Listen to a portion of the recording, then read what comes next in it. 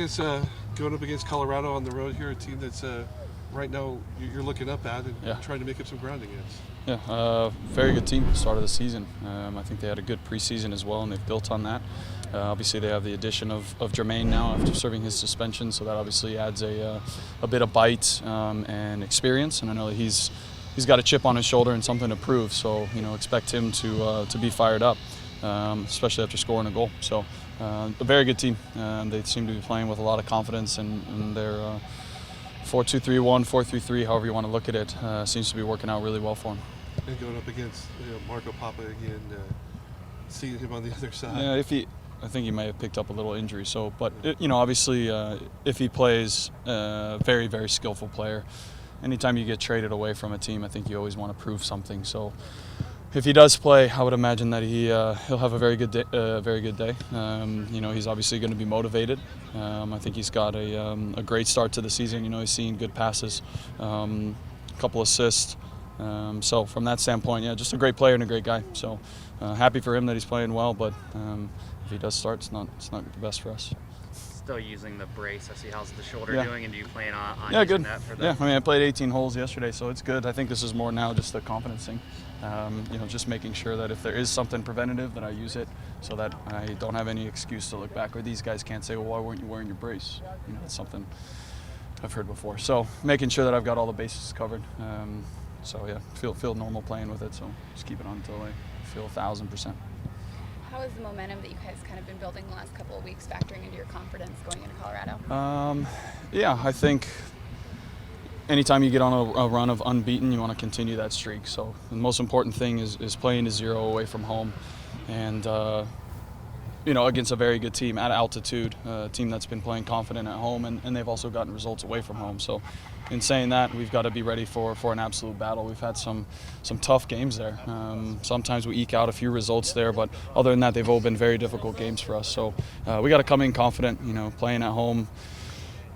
Watching the video, had some very good moments, and still some things to figure out. So I think for us, it's a good thing that we're still building into hopefully something special, because I know that the guys crave more and want to play better, and we want to create more turnovers and more chances for our attacking players. So, I think that's a huge motivation is continuing the streak.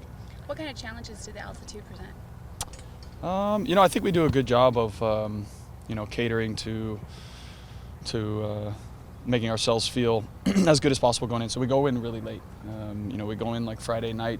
Dave seems to have a formula down. He thinks that the later we go, the less the altitude affects you. So hopefully we have a good formula going in there. But I told one of the guys, Zach Mathers, today that you tend to feel it in warm-ups a little bit, and then you catch a wind at the start of the game.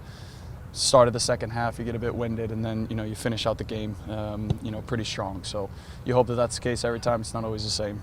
Depends on how Colorado plays, obviously. So we got to be ready for anything, and altitude is just another challenge. A lot of attention was paid to Obafemi's departure so close to the season, but you guys also lost Marco and Lamar and Chad Barrett. Was it maybe a little bit underappreciated from the outside just how much production you guys were going to have to replace coming into this season? Underappreciated from the outside. I think obviously, in the camp we knew what those players provided us. Was a massive spark, was a veteran presence off the bench. I think you've seen Herc provide that on a couple occasions now, and that can't be understated. So people will talk all the time, get rid of this guy, get rid of that guy, because he's not producing and we're paying him all this money. But at the end of the day, if you don't have a deep bench, you don't go far in this league. So you've got to you've got to have good guys coming off the bench that are experienced. This year we've gone a little bit younger off the bench, and then in time, you hope that pays dues in the end. These guys, 21, 22 years old, should come off the bench and give an immediate spark. But there is something to say about veteran savviness coming off the bench and grabbing goals and being in the right place at the right time. So it's all up to these guys, not up to me.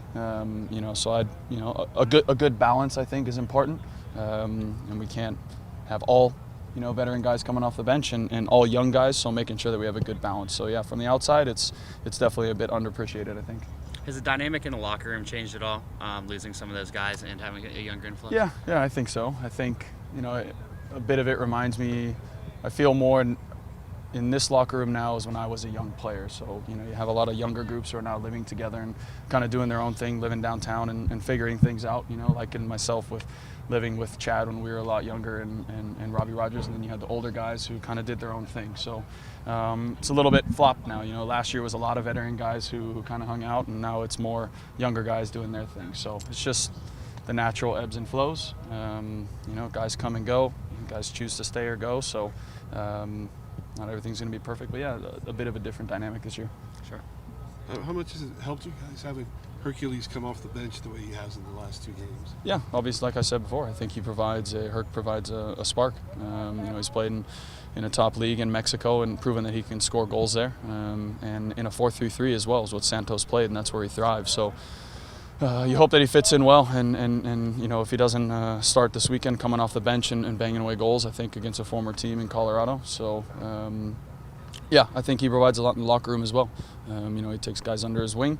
He's bilingual, you know, so that little things can help propel you to the next level.